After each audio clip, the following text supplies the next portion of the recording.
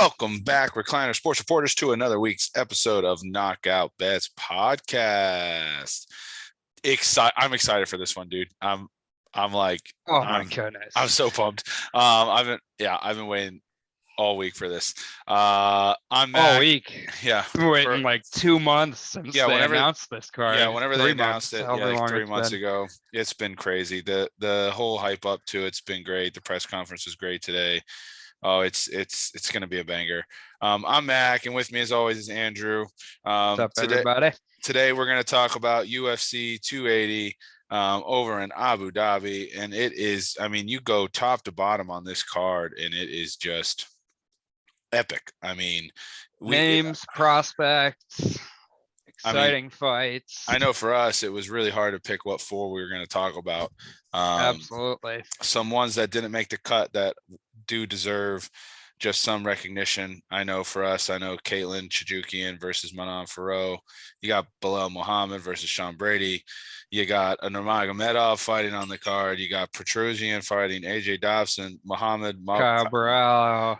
Muhammad Mokayev, who's coming in at a massive minus 1,200 favorite. And yeah, one of my favorite guys. Yeah, honestly, Kai Baralo. It's like, it's again, fight after fight after fight. Yeah, Ozdemir Krylov is an interesting fight. I mean, almost every single card on every single fight on the card is interesting in its own way, and yeah, you don't get a lot of them like that, let alone a card with the main card that this one has, and the two championship fights and exciting weight classes between four exciting guys fighting in both those fights, and then you got Sean O'Malley and Peter Yan leading up to that. Even before that, you have Dariush Gamrot. So, yeah, man, it's. I mean, I don't even know what to say other than it's on paper anyway. Going into it, easily the best card of the year in my mind, and maybe even the best card of the past couple of years. Yeah, and it's leading up to one of the biggest hyped up main events that I know. And again, we've had a lot this whole year. Honestly, UFC, great job. This whole year has been great. But this is exactly the way you want to go into the winter, to end the year, because there's lots of stuff here. It's early enough too. We could possibly see one or two of these guys fight again before the end of the year. Maybe not, but I would say, there's, and even if it's not the end of the year, it might be January. Yeah. And a lot of these guys have just had recent fights. So this is the way to do it. I love it. The four fights that we are going to talk about, starting off with, and we went with the top four of the card, the final four. I think they're the four most exciting. It made sense. It really did. And especially like betting line wise, they're all. I like for our show bettable. For us to often have at least one undercard fight that we talk about. I just think I don't know. There are a lot of people that just talk about the fights on the main card and don't give shine or don't give recognition to the fighters on the undercard. And there are a lot of interesting undercard fights a lot of the time, but I do think that these four are on the main card and are the last four fights of the night for a reason, because they're the four most exciting fights, even on an incredible card top to bottom. Yeah, I couldn't agree anymore. So the first fight we're going to talk about is Beneil Dariush versus Mateusz Gamrot. Dariush is coming in with a 21-4-1 record. Gamrot's coming in at 21-1. Gamrot's the pretty, I'd say, pretty big favorite at minus 200, and Dariush is coming in. I'm seeing a line right now plus 170. Andrew, give us your breakdown on how this one's going to play out. Oh man, this one is tough for a pick and a bet, but I did find a betting angle actually that I really like, but let's talk it through first. Dariush is on a 7-fight winning streak with some pretty solid names on that winning streak. Diego Ferreira, obviously Tony Ferguson. He was kind of in the middle of the end of Tony Ferguson. I think we've kind of seen the end of Tony Ferguson against Nate Diaz recently. I think Tony will probably keep fighting and have fun fights, but definitely over the hill as far as being a contender. And I think Dariush was his third loss on his current five fight losing streak. Drew Dober also Dariush has beaten. He's beaten some very, very, very good fighters. Drakkar Klose in what was just an absolute scrap. Uh, Dariush is solid all around. He's kind of the forgotten guy in the division. Like I know they've been saying for the past couple of weeks that he's the backup guy, should anybody fall out of the main event, and he absolutely deserves that. Uh, like I said, 7-fight winning streak against really solid fighters.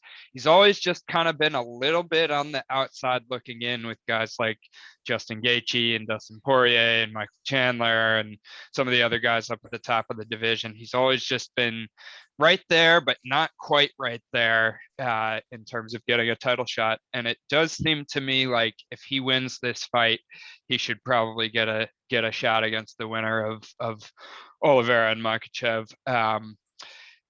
Not sure. I mean, maybe Gamrot jumps right to a title shot too. If Gamrot wins, you might want to see him get one more win against the top 5 guy before he gets a title shot.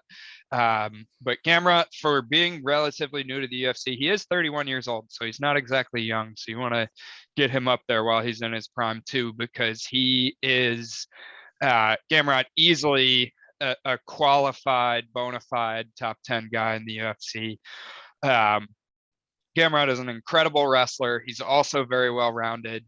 I mean, what he did to Arman Tsarukyan, who I think Arman Tsarukyan has as good a chance of anybody of being a future champion in the division. It was just really incredibly impressive what Gamrot did to him. He also, on top of being an incredible wrestler, will probably have the speed and volume advantage on the feet against Dariush. Dariush hits hard, but he's definitely not a high volume guy. And I think Gamrot will also have the power advantage. He definitely has that one hitter quitter power, able to put you away. And then he also scrambles well. So basically, I'm just saying this dude does everything well. He just is a really, really good fighter. And so is Dariush. Like I said, solid all around, good striking, grapples incredibly well, does tend to look for takedowns quite a bit, and I'm not sure that he's going to be able to get those on Gamrot. Dariush has also shown that he can get cracked in his career. I mean, we all remember, Alexander Hernandez in his first fight in the UFC knocked out Dariush in 13 seconds. And that's one of those shots that, it's a fight and anybody can land a shot and that happens. But then we've also seen Dariush, Drakkar Klose had him pretty close to put out. And we've seen him rocked in other fights. So the guy definitely can get hit. That being said, he does always seem to come into every fight with a really good game plan. He has a really high fight IQ, really smart veteran fighter. So all that is to say, I think the line's about right. I think Gamrot should be about a 2-1 favorite, maybe slightly less than that. But looking at the line, I'm not loving either guy's money line. I think this is going to be a really close fight. I do think that Gamrot is the deserved favorite. It's also a southpaw versus southpaw fight, which you don't see that very often. So that's going to be interesting for both guys, and it'll be interesting to see how they adjust. And talking about game planning, I might actually give a slight edge to Dariush with that. But I'm not loving either guy on the money line here. But what I do really, really like quite a bit, and I actually was just putting a bet on it as we logged in, because this was the fight that I went back to do more research while I was waiting for you to log on here. You can get plus 155 on the under 2.5 in this fight. And I like that quite a bit. I put a little bet on it. Both of these guys are able to submit you. Both of these guys are able to knock you out. Dariush especially has shown that he can get touched. I think this is going under 2.5, and to get that at plus 155, I really like that. So that's my angle for this fight. I like that.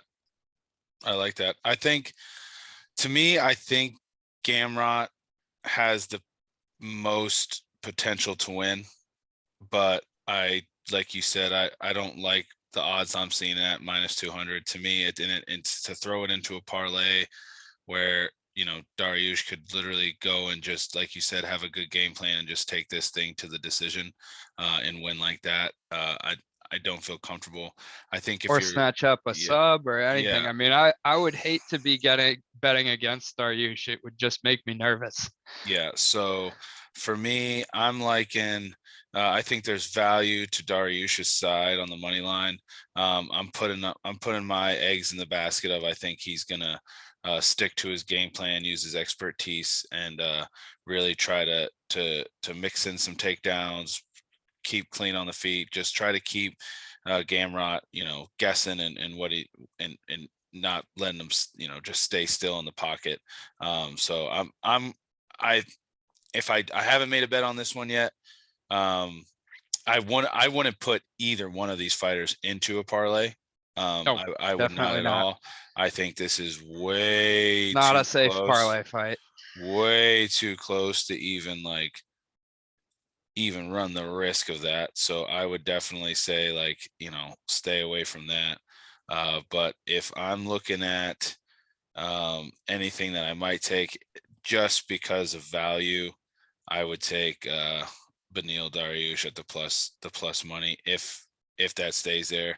I could imagine this thing even going a little bit bigger, so maybe hold off on a little bit, and I could see Dariush getting up to maybe plus 200 by the time this thing actually sets off. So maybe just wait a little bit. I could see this thing still going the other way. I think as we get closer, I think the money is going to be on Gamrot. I think that's where the public's going to be betting on. Yeah, I don't hate that at all. I definitely think from a value side, even the plus 160 or plus 170 that you can get on Dariush right now is pretty good. And like you say, you see a lot of people on like Friday night. I guess there's not going to be a whole lot of Saturday morning for this card with it starting at 10 a.m. But um, leading up to the card that'll parlay a bunch of the favorites, and you'll see those lines move a little bit like Friday night, Saturday morning. Yeah, And so if you're looking at a dog, not always, but oftentimes can get an even better number like right before fight time or right before the yeah, card starts. right. Either way, going to be a great fight. Absolutely. Speaking Super of looking forward to it. Speaking of great fights, this is like when Patty the Bat. This is the people's fight right here. This is the people's main event, as it should be. We got Peter Yan versus Sean O'Malley, the fight you didn't even know you wanted, but it's the fight you Right? deserve. And this is the one that's gonna have people talking. I know it is. And I tell you what, it's been great. The whole lead up's been great.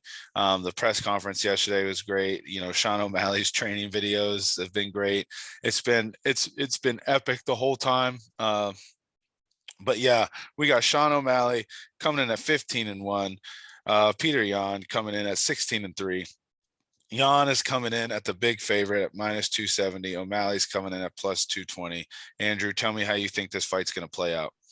You said it exactly right. The fight you never knew you needed until you had it, or something Right? like that. Um, who would have thought? I mean, Sean O'Malley, for the most part in his career, outside of like Cheeto Vera comes to mind, but other than that, he's mostly fought a bunch of bums.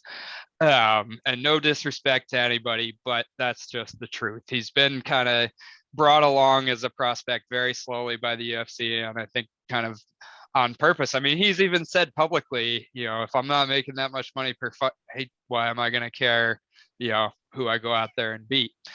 Um, and then you've got Peter Yan, who, former champion. There's an argument that he won the fight against Aljo in his most recent fight. One of the tip top guys out there in the division, and I mean, you got to give O'Malley credit. Like he's stepping right up to the plate against the guy who could had a couple of judges gone another way, be the champion right now. And so this is a huge step up in competition for Sean O'Malley, coming off of Munoz in the last fight. I mean, you're going from a guy who's like fringe top 10 to a guy who, you know, just had a razor thin loss in a championship bout in his last fight. Because of that and for other reasons, I hate to say it because I love Sean O'Malley's personality. I love everything he does business wise. I love the entertainer that he is. I think he is a super fun human being. I think he is a great guy to be in the UFC. And all of this ramble is to lead up to, I think Jan's going to wipe the floor with him on Saturday. Uh, O'Malley, we know, is a really great striker. We know he's tall. We know he's thin. We know he uses his range well. His best probably attribute is how accurate he is with his striking. For being a guy who's tall and lanky like he is, to be as accurate as he is, that actually adds up to, you know, while I'm saying I think Jan's going to wipe the floor with him, Sean O'Malley is a very good fighter. And I think he's underrated by some diehard UFC fans who go, oh, he's just a showman. No, the guy has a lot of skills too. Um, Uses his range and accuracy really well, moves well, throws a lot of spinny, creative strikes that are really effective sometimes, actually. That being said, we don't know very much about his takedown defense, his ability to grapple, and we've seen that he eats tons of leg kicks. Pedro Munoz beat him in the first round basically by leg kick. Um, Peter Yan, I mean, what is there even to say about him? He is a great striker. He has great takedown offense. He has solid leg kicks. He grapples well.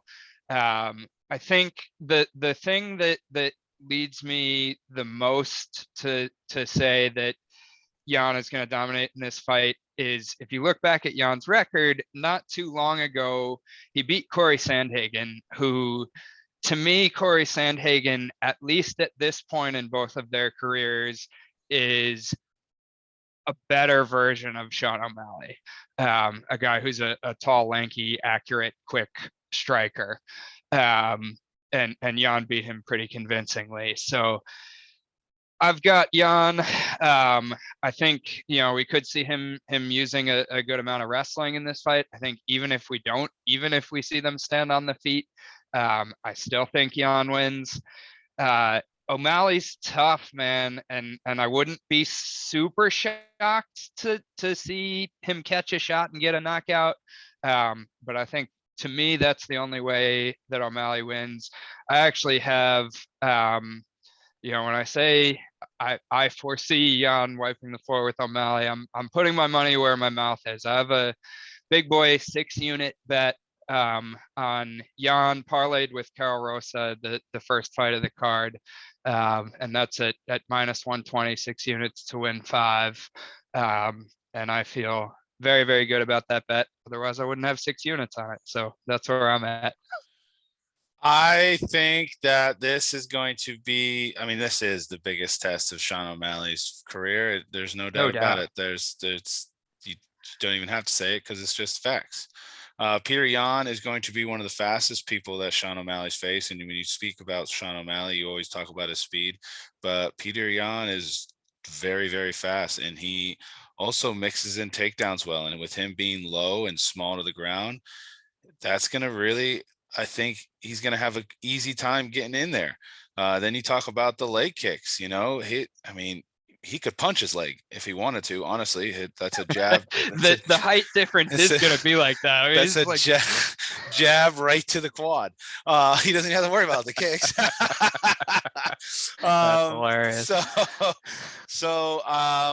But I do think with Peter Yan's leg kicking ability, I do think he's going to come in. He's going to definitely try to mimic Almeida's game plan and try to chop the legs. And he's going to get in close, and he's going to cut the distance, and he's not going to allow Sean O'Malley to keep this thing at range. I am breaking all gambling rules, and I am betting like a fan.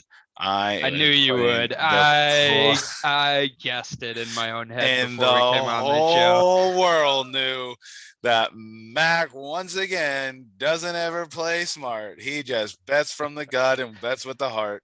So I am for sure rocking with Sean O'Malley. Playing the money line, the knockout. How are you going to play? I'm definitely playing the money line, and I mean, I think honestly, if I'm being honest, I don't see how O'Malley wins this by decision, because I do think if it's going that long, not that Sean O'Malley can't last a whole fight. I just think that Peter Yan, um, especially this is what we talked about his last fight. What does the man do? He takes 2 rounds to download, and then he Right. unloads. The problem is this isn't a 5-round fight, so you can Right. expect the first round to more than likely go to O'Malley. Maybe. Maybe could I not. mean, O'Malley kind of took the first round off in his last fight too. And We I could think, see a close first round, but I would yeah, say Peter Yan. Um, I if think you gotta know that like Peter Yan, who has a champion's mentality, at least I hope, as a guy with a massive bet on him, that he obviously knows that this is a 3-round fight. So even if he takes like 2 minutes to download, I think he's still capable of winning the right, first round. so you look at that. I do think Peter Yan wins 2 and 3 though, 100%. So when you look at it Mhm. like that, yeah, this could be a 30-27 in that essence. And O'Malley might fight a good fight. It just will look better for Yan on the scorecard if this thing can go to a decision. So I think O'Malley knockout is a great bet because I think that's his only path to victory.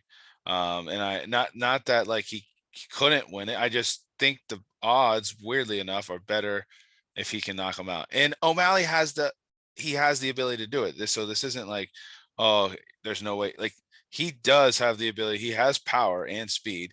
And he like he even says he just has a natural ability to find another person's head, whether it's He with a kick, does. whether it's And with I a also kick just or a think fist. Jan's defense is striking defense, and not just this, also his movement is so incredible. He doesn't yet hit a whole lot. No. So So it's definitely going to be interesting fight. This is definitely the one I'm most excited about because this is the one where we're talking about, like you said, Peter Yan, who, 2 times we could be sitting here saying he's the world champion and he's already defended it once. Um, and we're going with Sean O'Malley, who we know is going to be good, but we weren't expecting this yet. it's a So big leap. huge, And huge, but if he mad pulls it respect to off, him. props to him. But I expect Jan to show that there are levels to the game. Yeah. So definitely worried, but let's go, Sugar Sean. It's the Sugar Show. All right. That takes us to our co-main event. We have Aljamain Sterling, which this is funny. Aljamain Sterling is coming in at 21-3 versus TJ Dillashaw coming in at 18-4. Sterling is the favorite at -175 and the current champ, and Dillashaw is coming in at +150. The coolest part about this fight is that he literally told us this was the fight that he was gonna make at the Yeah, bar we got over the in news before yeah. it was ever announced So from the champ's mouth. yeah, so So we it's were at UFC Long Island. We went out the night before to the bars and happened to run into Aljamain Sterling. yeah, I was and make sure to insert photo. But yes, he said this was the fight he was gonna make, and look at it's happening. This is so cool. There it is. So talk to me. How do you think this fight's gonna play out? Yeah, man. It was cool to run into Aljo. It was cool of him to be nice to us. And I think the wrong fighter is favored in this fight. I think Dillashaw should actually be the favorite. Uh, Aljo, we know, has very good wrestling, incredible grappling, strikes pretty well too. He's got a really solid jab and moves well on the feet. Um, we obviously know he likes to take the back and try to backpack guys. Uh, and we've seen in a couple recent fights that he can get tired in the later rounds. I mean, Jan beat him up in rounds 4 and 5 in his most recent fight. Dillashaw, the one thing that worries me is the guy's 36 years old. He's presumably off of the juice or the EPO or the whatever he was on that caused him to be suspended for 2 years.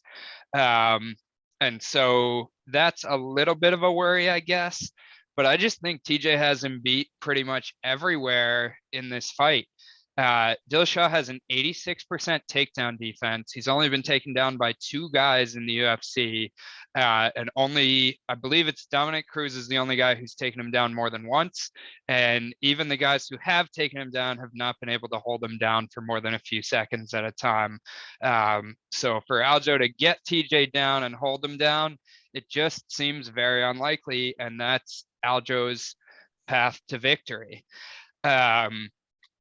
TJ is a really great wrestler himself. He's got this funky movement on the feet that's it almost, I don't know, it doesn't like remind me of Dominic Cruz because their styles aren't the same, but they remind me of each other in that they both have funky movement on the feet that's not like anybody else. TJ's incredibly well-rounded, former champ. He's got knockout power, even at a lower weight class. He's really precise with his striking. And he can wrestle offensively too. I think he actually, I would not be shocked at all to actually see Dillashaw take Aljo down at some point in this fight. So I just think TJ has it covered everywhere. And at the plus 150, I love that line. I've got 2 units at plus 150 on Dillashaw. Awesome. Yeah, I think the betting angle for me is the over here. I think these two dudes are just tough as they come. Yeah, it's going to be interesting to see Aljamain's, his high level grappling versus TJ's high level takedown defense. I think that this is going to be, this is like the perfect storm of just two guys that are, the top of the division, and skill wise, they're the best of the best. And that's why they're in this fight, and I think that that's one of those things where, you have two dudes, one has such a strength and one has such a strength against the other one's strength. And I think I see this one playing out on the feet. Unless Aljamain gets, really, really good success with some takedowns. And I see these two dudes just beating the crap out of each other on the feet. I'm not 100% sure yet still who I'm going to take. Me, I love the value side of things. So, I think TJ's got the value. I just can't, TJ's got 8 title fights. Yeah. That's a Yeah. lot. He's been around for a while at a That really high level. that's a lot. That's a lot of title fights to Yeah. have. But give it, and again, I still think, and again, say what you want, it was an illegal knee, but up until that illegal knee, Peter Yan was winning that fight. You go to the The last fight. first Aljo fight. Yeah. Yeah, the last fight, it could have went either way. I mean, it went. So when you look at that, he hasn't really had a like, oh, that was a decisive victory. Like, he for sure did it. Right. And that runs me a little scared to place a bet on that at minus money. So I am with you on. I mean, I want Aljo to win. I think, as fighter to fighter, I think Aljo. I can get behind rooting for Aljo. I'm not a huge. I think Dillashaw is funny, but To I'm not a me, huge it's like, Dillashaw fan. But yeah. I think Dillashaw is the value side. I think he's the value. The other one, I think the other line that you can think of is this thing going to a decision, and betting the over. And I don't know what you're seeing for a line on the over, but I know what I'm seeing is, 4.5 minus 205. So we're not the only ones that also think that fight's going that way. So I think throwing the Yeah, I'm over, saying maybe. down to like minus 190, but yeah, same range. I think the over going into a parlay, could sprinkling that into something, could be. That's a safe play to me, and I like being in the safe world. So I don't um, know. That one makes me a little nervous just because it's a 5-round fight. it Um, is, but these and I two think guys. TJ has knockout power. I don't see Aljo very likely to knock out TJ, but I think TJ could win by knockout, and I think either guy is capable of winning by submission. Yeah, I think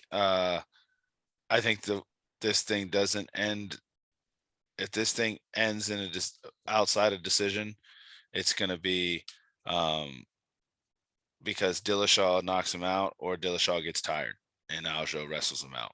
One of those two things. And then this thing, Or I think, could be Aljo gets tired. yeah. I mean, So definitely interesting fight. Um, but yeah, I'm gonna sorry, Aljo. Gotta rock with TJ and watch. This is gonna come back to bite us once again. So um you heard it right here. All right. no, Well, we I are like it. I think TJ should be the minus 175 favorite. I think he should flip the line. we Like, are running out of time, so we're just gonna move all right right, let's along speed up.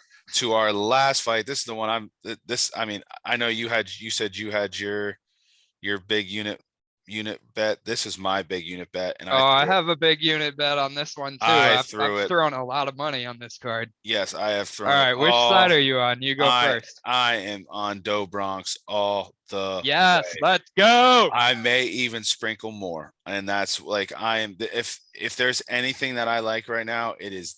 I think this is going to be a great fight.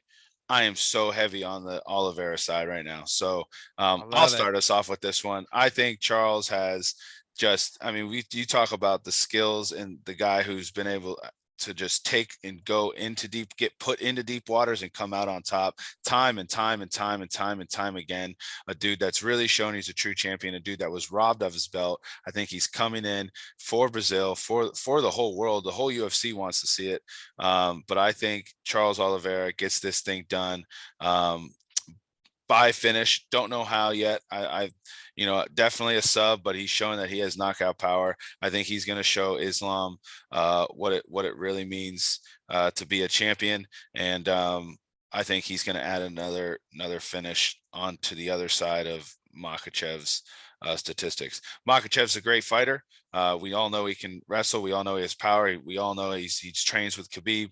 We know he is a great fighter.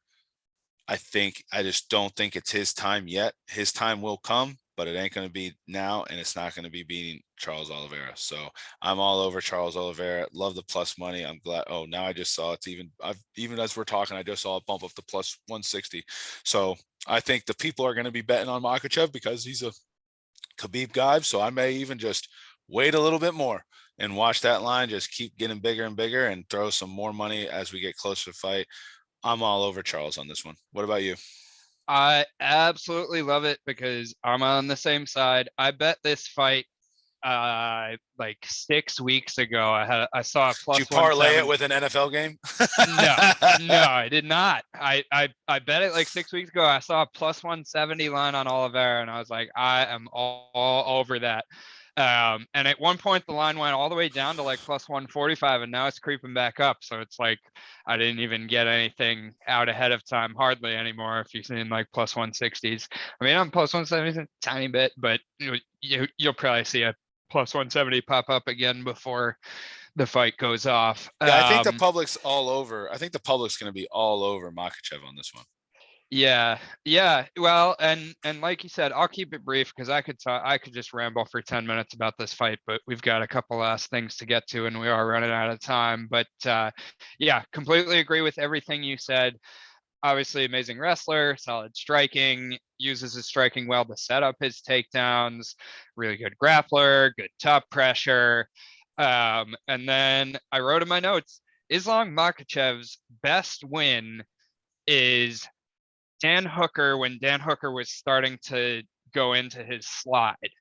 Islam Makhachev has beaten Bobby Green, who's like pretty good, but is Bobby Green even a top 10 guy? No, not really. Um, when we talk about levels, I mean, there's a world where Makhachev absolutely dominates this fight on Saturday, and we all go, okay, he's the guy. But when you're talking about a guy whose wins recently are Bobby Green, Dan Hooker, Thiago Moises, Drew Dober, like that is not the same as Michael Chandler, Dustin Poirier, Justin Gaethje. It's just not the same. It just does not equate. And this is the same way we were talking about like a big step up in competition for Sean O'Malley to fight Peter Yan. I think this is a big step up in competition for Makhachev to be fighting Charles Oliveira. I think it's a significant step. I do think that they're much, much closer skill wise than Yan and O'Malley are. And I do think I agree with you that Islam is probably a future champion. I would not be shocked if he wins this fight. He is the favorite, obviously, going into it. And his relentless pressure and wrestling are incredible. But I've got 3 units that I've had sitting on Oliveira for about 6 weeks now, waiting for Saturday to happen. Yeah, I'm super excited for this one. I think this is going to be an absolute war, and it's going 5 rounds, and or it's scheduled for 5 rounds. But I could see this thing getting, 2 snakes wrestling each other pretty much, and someone get into a sub. But I think Oliveira has proven time and time again that he can get put, he can get put down. He can go and make a gritty, dirty fight and then come back and really just get a finish out of there. So I could see Makhachev starting off really fast, trying to get an early finish, tiring himself out, and then Oliveira just doing his thing like he always does. So I'm all with you on this one. Let's go, Oliveira. Come on. I love it. I One love it. time, And I love the one big time for the plus money boys. too. Like One time, Ferda. this, One time, Ferda. this feels to me like if I was the bookmaker, I would line this fight at maybe a pick 'em, maybe even Oliveira like a minus 125, minus 130. Yes. It should be. And so I absolutely love where this line is at. Yeah. Alrighty. All right. Knockout bets. We got to run it through got? quick. My knockout bet. Quick. Let's go, Sugar Show. All right. All right. That's going to be some nice long odds right there. I don't know what the number is right there, but that is solid. I think Kralov's got a chance to win by knockout. I think there's a chance that we see Manonfiro put away Chukagian. I think Gamrot or Dariush could win by knockout. I think Peter Yan's got a chance to win by knockout. I think Dillashaw does. There's a bunch of them to pick from. I'm gonna go with, for my knockout bet this week, Mateus Gamrot by knockout. I like it. That's a solid one. I like Faro too. I also like Muhammad Makayev too. I think that, and again, it's right with Makayev. It's like, is he going to win by knockout or win by sub? Like your competition for winning by knockout is that maybe he wins by sub. Yeah, I mean, it is kind of cheating too because he is such a heavy favorite. So, all right, my lottery ticket for the week, because this is huge, right? Plus 1,800. I'm rocking with, and it starts off crazy because it's at minus 1270 for the first start, but I do have Makayev in there, Kai Varalu, Manonfiro, and then the 2 dogs, O'Malley and Oliveira, to finish it off. That's coming in at plus 1,800. So 3 pretty heavy favorites, 2 dogs. We call that the 2 dog, 3 heavies. And let's ride that one. And let's ride that one onto the banks. Cash them checks, boys. I like it. So just looking at dogs, not necessarily that I've bet, but underdogs that I'm eyeing anyway for this week. Gaziomar Gadziev dropping a weight class. If he can make weight successfully and looks good making weight, I think he's definitely an underdog to look at for this card. Lucas Almeida is another underdog to look at for me.